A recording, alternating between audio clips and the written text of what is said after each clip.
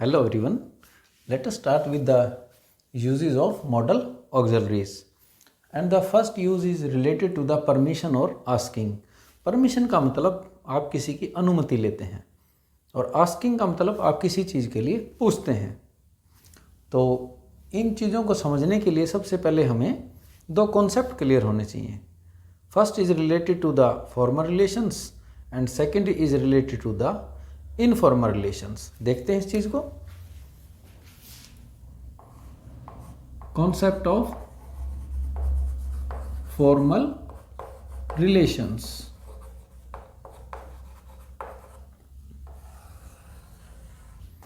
Second is the concept of informal relations.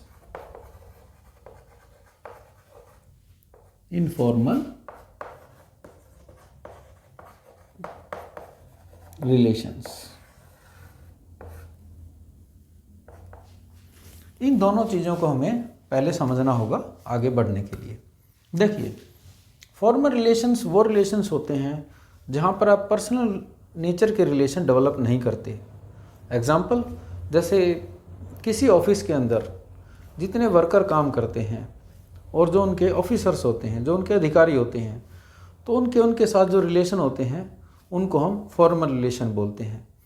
या फिर आप किसी गवर्नमेंट ऑफिस में जाते हैं, किसी पुलिस स्टेशन में जाते हैं, तहसील में जाते हैं, डीसी ऑफिस में जाते हैं या गवर्नमेंट हॉस्पिटल में जाते हैं, वहाँ पर आप जिन काम करने वाले लोगों से मिलेंगे, आपके उनके साथ रिलेशन क्या होंगे? फॉर्मल रिलेशन होंगे। जैसे कि आप स्टूडेंट हैं तो आप स्कूल जाते हैं तो आपके टीचर के साथ आपके रिलेशन फॉर्मल रिलेशन होंगे। टीचर के प्रिंसिपल के साथ, आपके प्रिंसिपल के साथ, प्रिंसिपल के स्कूल के ओनर के साथ, ये जो रिलेशन होंगे, इन रिलेशंस को हम बोलते हैं फॉर्मल रिलेशंस। वहाँ पर हम पर्सनल रिलेशंस को अलग रखते हैं।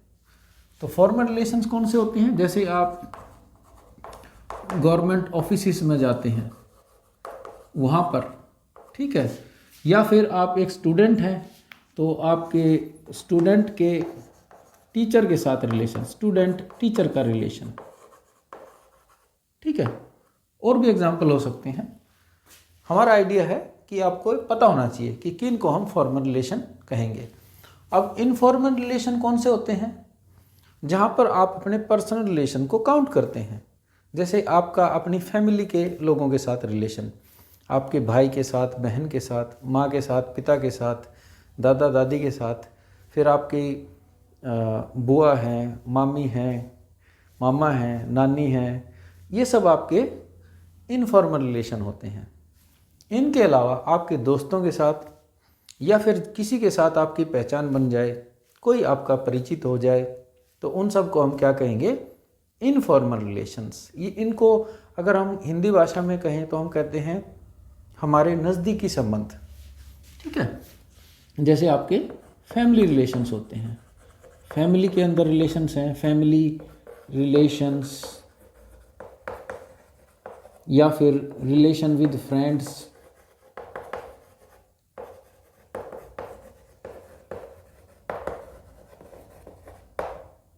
ठीक है। आई थिंक आपको आइडिया हो गया होगा। तो let us start with our concept of permission and asking. देखिए, इनको दोनों को सेग्रीगेट कर लेते हैं।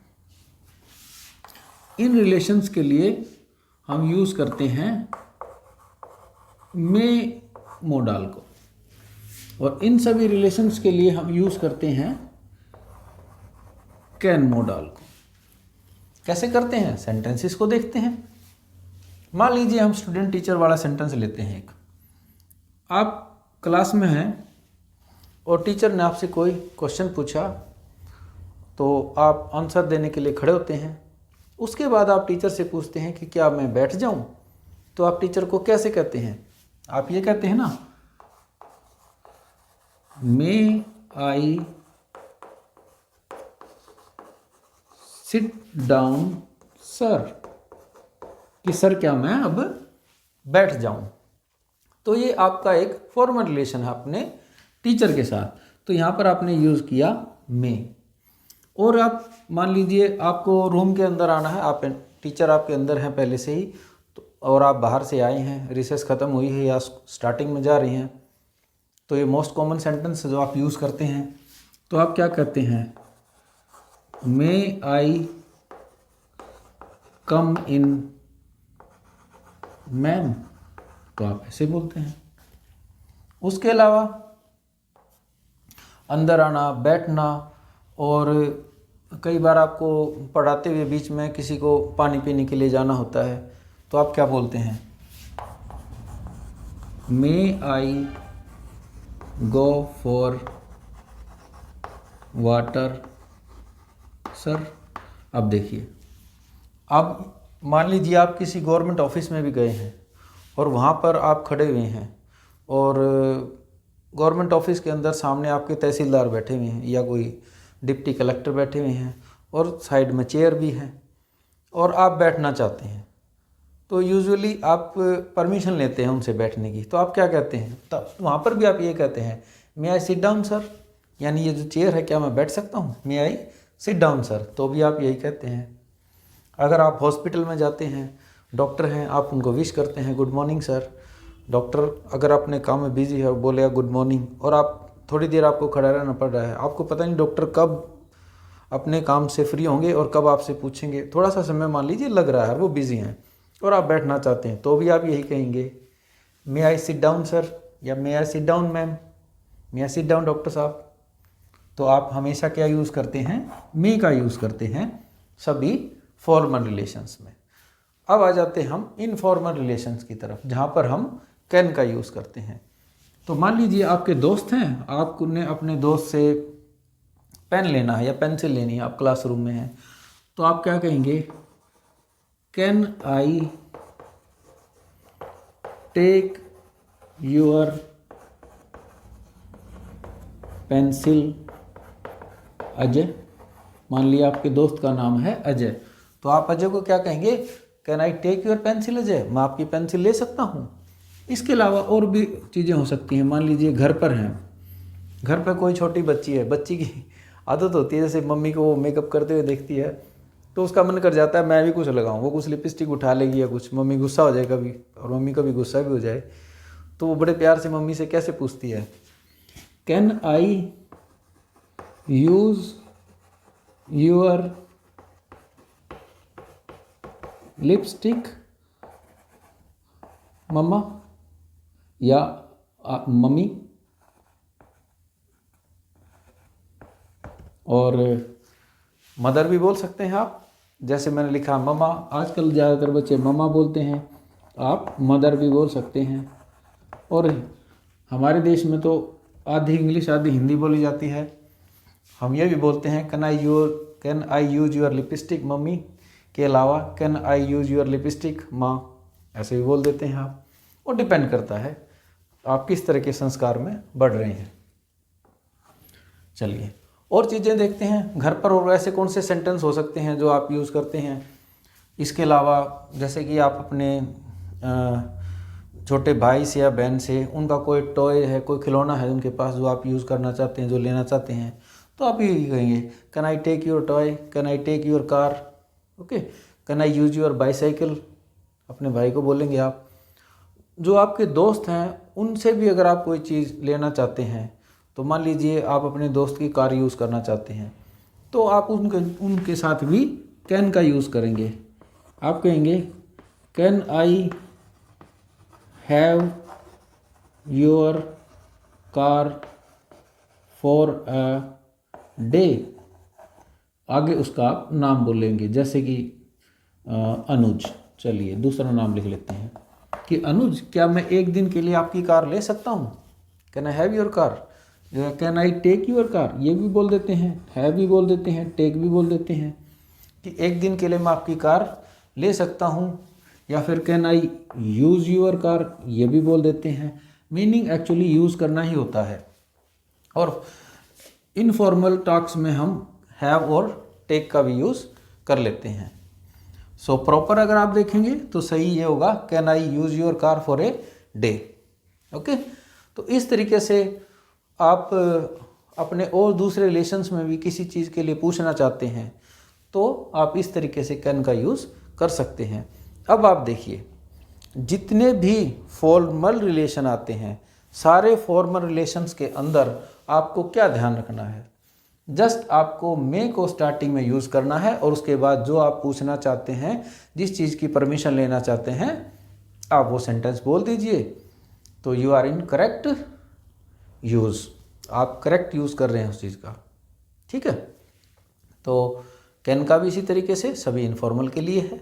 अब आगे देखते हैं, फॉर्मल इनफॉर्मल के अलावा अगर आप चाहे आपका रिलेशन ये हो कि भी मेरा फॉर्मल रिलेशन के अलावा, इनफॉर्मल रिलेशन के अलावा कोई और भी रिलेशन है, नहीं, इन्हीं के अंदर हम सारी चीज़ों को समेट लेते हैं।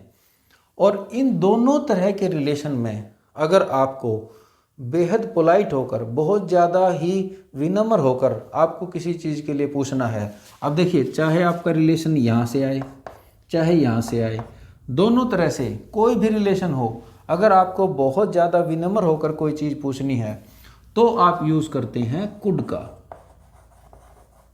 ये हमारा तीसरा मॉडल है जो कि परमिशन या आस्किंग में यूज़ होता है। कैसे? मान लीजिए आपको किसी अपने दोस्त से पैसा उधार लेना है, तो पैसा उधार लेना मतलब आपको बहुत विनम्रता से बात करनी है, चाहे वो आपका दोस्त हो चाहे आपका बॉस हो। बॉस होगा तो फॉर्मल रिलेशन में आएगा, दोस्त होगा तो इनफॉर्मल रिलेशन में आएगा, लेकिन दोनों जगह पर आप यूज़ करेंगे कुड का। कैसे कहेंगे? देखिए, could you lend me some money for a week, एक हफ्ते के लिए आपको कोई पैसा चाहिए थोड़ा बहुत, तो आप कहेंगे could you lend me some money for a week, एक हफ्ते के लिए आप मुझे कुछ पैसा दे सकते हैं। अब देखिए, यहाँ पर ध्यान दीजिए, मैंने प्लीज़ वर्ड का यूज़ नहीं किया है। यूजुअली गलती क्या होती है कि यहाँ से हम सेंटेंस स्टार्ट करते हैं, could you lend me some money for a week. अब हम यहाँ क्या करते हैं, यहाँ पर हम प्लीज़ का यूज़ कर देते हैं कि यहाँ से लेकर could you lend me some money for a week, उसके बाद हम लिख देते हैं प्लीज़। प्लीज़ का यूज़ आपको नहीं करना है। कुड का मतलब ही बहुत ज़्यादा पोलाइट होता है, प्लीज़ कुड के अंदर ही आ जाता है। तो जहाँ पर कुड का यूज़ करेंगे वहाँ पर आप प्लीज़ का यूज़ ना करें। ठीक है, तो इसके अलावा और देखिए, कुड यू हेल्प मी, बस अब आगे प्लीज़ नहीं लगाना है, क्या आप मेरी सहायता कर सकते हैं, बस इतना ही। अब नेक्स्ट बात आती है, ये तो हो गया परमिशन लेना। अब परमिशन दी कैसे जाती है? अगर आप सर से पूछते हैं क्या मैं बैठ जाऊं, तो सर आपको आंसर क्या देंगे? आपको आंसर मिलेगा यस यू मे, और आगे sit down, yes you may sit down. यहाँ पर may I come in sir, yes you may come in. May I go for water sir, yes you may go for water. Yes you में आपका common रहता है, देखिए yes you में तक आपका सेंटेंस कॉमन है, और मे के बाद आप वही चीज़ लगाते हैं, यस यू में सिट डाउन, यस यू में कम इन, यस यू में गो फॉर वाटर। ये सारी चीज़ें आपके यहाँ पर आ जाती हैं। यहाँ तक आपका आंसर सेम रहता है। ये आंसर आपके टीचर या आपके मैम या जहाँ भी आप गवर्नमेंट ऑफिस में हैं, जो भी अधिकारी हैं, जो भी दूसरे व्यक्ति हैं, वो आपको देते हैं, तो उनका आंसर भी मे के अंदर ही होता है। और यहाँ पर जब आप इनफॉर्मल रिलेशन में लेते हैं, जब ये लोग आपको आंसर देंगे तो इनका आंसर क्या होगा? इन सभी के आंसर कैसे होते हैं? ये भी कहेंगे यस यू कैन, और उसके बाद वो चाहें तो आगे yes you can take my pencil, yes you can use my lipstick, yes you can use my car, क्योंकि अब चीज़ उनकी हो जाएगी, तो अब वो यूर नहीं कहेंगे, वो क्या कहेंगे? Yes you can take my pencil, yes you can use my lipstick, yes you can use my car. और वो यहाँ तक भी कह सकते हैं यस यू कैन, यहाँ तक भी उनका आंसर करेक्ट हो जाता है, आप अगर इसको अगले हिस्से को रिपीट ना करना चाहें तो। तो ये तो हो गए हमारे पॉजिटिव आंसर सारे के सारे। इनके अगर नेगेटिव आंसर हो मिले आपको, वो मना करें आपको इस काम करने के लिए, या यहाँ पर वो आपको क्या आंसर दें, इन चीज़ों को अगर आपको समझना है तो उसके लिए मैं अलग से एक वीडियो बनाऊंगा। उसमें हमारे बहुत सारे मॉडल कवर होते हैं, ठीक है। तो यहाँ कन्फ्यूजन ना हो, हम अपनी बेसिक चीज़ को इतना समझ ले कि हम परमिशन कैसे लेते हैं और उनके पॉजिटिव आंसर हमारे पास कैसे आते हैं। यहाँ तक हम इतना समझे, आगे डिटेल में समझने के लिए उसके ऊपर मैं एक अलग से वीडियो बनाऊंगा। Thank you for watching.